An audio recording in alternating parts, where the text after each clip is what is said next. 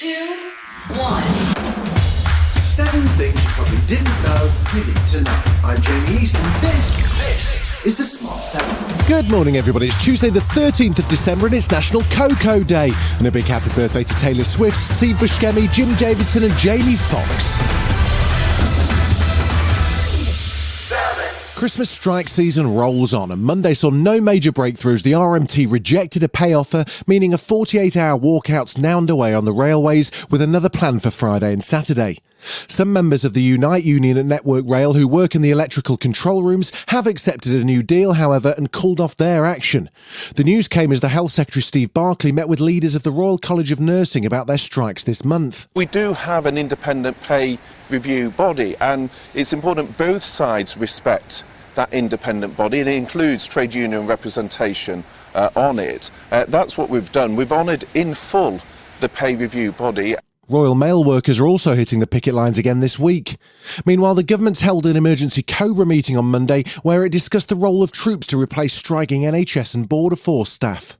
Asked where he stands on the nurse strikes on LBC, Labour leader Sir Keir Starmer said he wants to see them paid well, but what's proposed is too pricey. I think 19% is more than can be afforded by the government, but I would get around the table and negotiate something that works for both sides. And over on Sky News, Alan Lofthouse from Unison accused the government of ruining the healthcare services, saying they were already disrupted before any strike took place. The care is already not available to people, and that goes from healthcare to social care. This government have allowed 10 years of ruining our health and care service, so staff are taking a stand against the state of the service. Former Prime Minister Boris Johnson reckons the UK should be supplying Ukraine with long-range missiles to bring the war to an end. Also speaking in the Commons on Monday, Defence Secretary Ben Wallace said he's open-minded to seeing what we do next should Russia continue to target civilian areas. Meanwhile, the former commanding general of the US Army in Europe has made a bold prediction, suggesting Ukraine's on track to win back Crimea by August. Russia's controlled the region since 2014, but Katerina Malafieva, who's a journalist in Ukraine, echoed Ben Hodges' views. Ukrainian authorities promised there will be the counter-offensive operation planned for spring with liberation of Crimea, Donetsk and Lugansk. Odessa MP Alexei Goncharenko claims Vladimir Putin's trying to weaponize winter after the city was left without power following a Russian strike. Now in Odessa it's plus 5 Celsius. So what will be when it will be minus 10 or minus 20? So that can be a humanitarian disaster of unseen scale. School children have been laying flowers near a lake in Solihull where 3 boys died after falling through ice. They were aged 8, 10 and 11 and had been in cardiac arrest when they were pulled from the water at Babs Mill Park on Sunday. A 4th boy is critically ill. Richard Stanton from the West Midlands Fire and Rescue Service urged people to be careful around frozen lakes and ponds. The boys' deaths are a tragedy beyond words, and the thoughts and heartfelt sympathies of everyone here at West Midlands Fire Service are with their families, friends and the wider communities at this distressing time. Yesterday's incident is a stark reminder to us all of the dangers of open water, especially during the winter months. Speaking on Monday, West Midlands Police Superintendent Richard Harris described their dramatic attempts to save the boys. Our officers were quick to respond at the scene yesterday afternoon, and having worked very closely with colleagues from other emergency services, went into the lake to help rescue the children.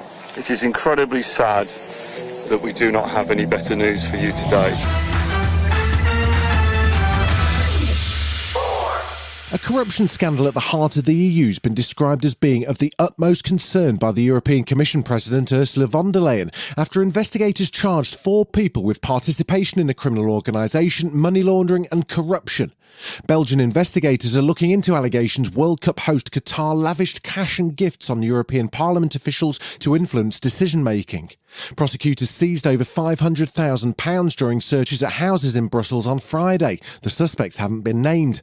President of the EU Parliament, Roberta Metsola, spoke of her fury over the matter. Make no mistake, the European Parliament, dear colleagues, is under attack.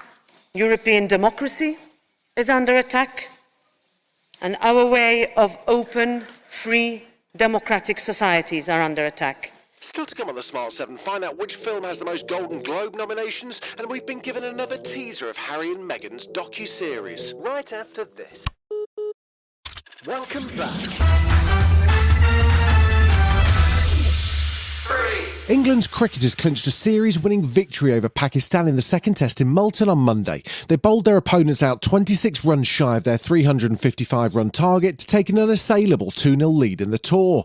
Captain Ben Stokes says it was an incredible moment for the team. They're now the first England side to win 2 tests in a single tour of the country. We'll take it all in. We do understand, how special of achievement this is this week, but, as we keep saying, sort of these series victories and these wins are obviously, part of a much bigger picture than what we're trying to achieve at the moment. The Banshees of Inisherin is leading the nominations for the Golden Globes with 8 nods, including Best Motion Picture Drama. British stars in the running include Dame Emma Thompson, Daniel Craig and Olivia Colman. The ceremony wasn't broadcast last year after criticism of a lack of diversity in the organisation behind it, but it will be back on air on January the 10th. And there's plenty more big names in the running, this time for Best Director, although they're all men. Best Director, Motion Picture. James Cameron, Avatar, The Way of Water. Daniel Kwan, Daniel Schneid, Everything, Everywhere, All at Once. Baz Luhrmann, Elvis. Martin McDonagh, The Banshees of Inisherin. Steven Spielberg, The Fabelmans.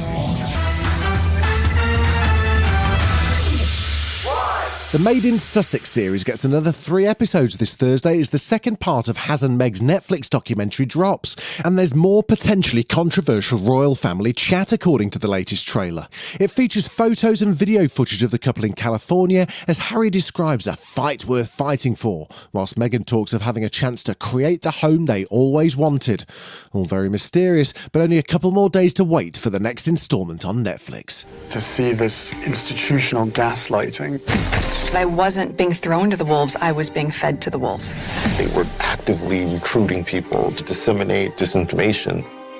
They were happy to lie to protect my brother.